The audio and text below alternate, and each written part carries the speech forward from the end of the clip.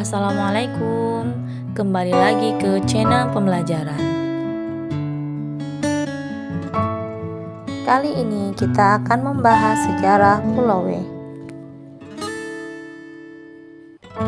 Terlebih dahulu jangan lupa subscribe and like channel ini.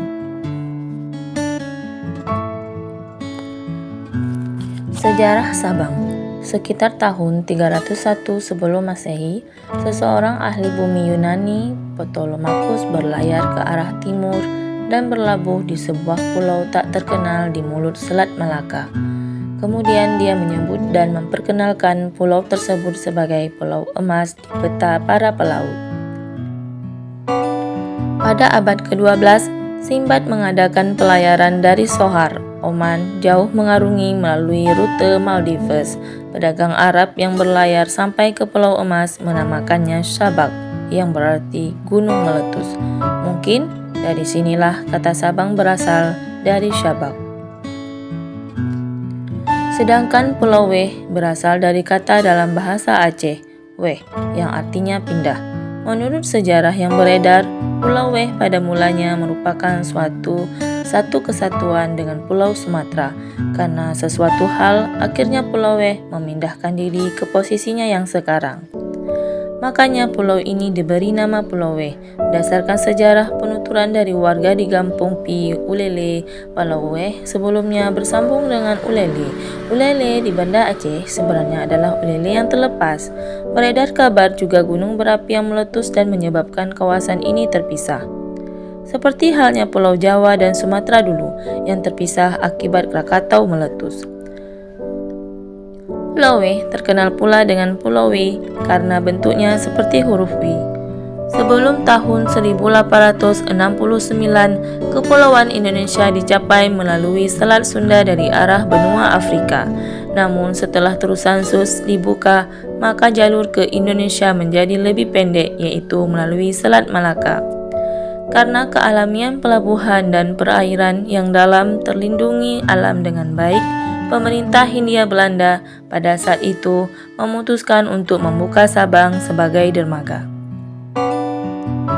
Sejak tahun 1881, pelabuhan di Pulau W dikenal luas sebagai pelabuhan alam bernama Colentation yang dioperasikan oleh pemerintah kolonial Belanda. Pada tahun 1883, dermaga Sabang dibuka untuk kapal berdermaga oleh Asosiasi Aceh. Awalnya, pelabuhan tersebut dijadikan pangkalan batu bara untuk angkatan laut kerajaan Belanda, tetapi kemudian juga mengikut sertakan kapal pedagang untuk mengirim barang ekspor dari Sumatera bagian utara. Pada tahun 1887, firma The Lines dibantu Sabang Haven memperoleh kewenangan membangun fasilitas dan sarana penunjang pelabuhan. Era pelabuhan bebas di Sabang dimulai pada tahun 1895, dikenal dengan istilah Free Haven yang dikelola oleh Sabang Macapi. Hal yang paling penting bagi sejarah W adalah sejak adanya pelabuhan di Sabang. Sekitar tahun 1900, Sabang adalah sebuah desa nelayan dengan pelabuhan dan iklim yang baik. Kemudian Belanda membangun depot batu bara di sana. Pelabuhan diperdalam, mendayagunakan daratan sehingga tempat yang bisa menampung 25.000 ton batu bara telah terbangun. Kapal uap, kapal laut yang digerakkan oleh batu bara dari banyak negara singgah untuk mengambil batu bara, air segar dan fasilitas-fasilitas yang ada lainnya. Sebelum Perang Dunia Kedua, pelabuhan Sabang sangat penting dibanding Singapura. Di saat kapal laut bertenaga diesel digunakan, maka Singapura menjadi lebih dibutuhkan dan Sabang pun mulai dilupakan. Pada tahun 1970, pemerintahan Republik Indonesia merencanakan untuk mengembangkan Sabang di berbagai aspek termasuk perikanan, industri, perdagangan, dan lainnya. Pelabuhan Sabang sendiri akhirnya menjadi pelabuhan bebas dan menjadi salah satu pelabuhan terpenting di Indonesia. Tetapi akhirnya ditutup pada tahun 1986.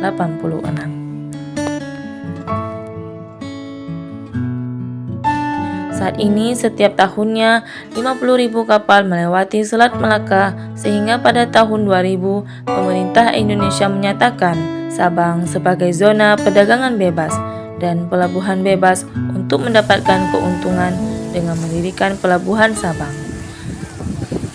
Untuk mendirikan Pelabuhan Sabang tersebut sebagai pusat logistik untuk kapal luar negeri yang melewati Malaka.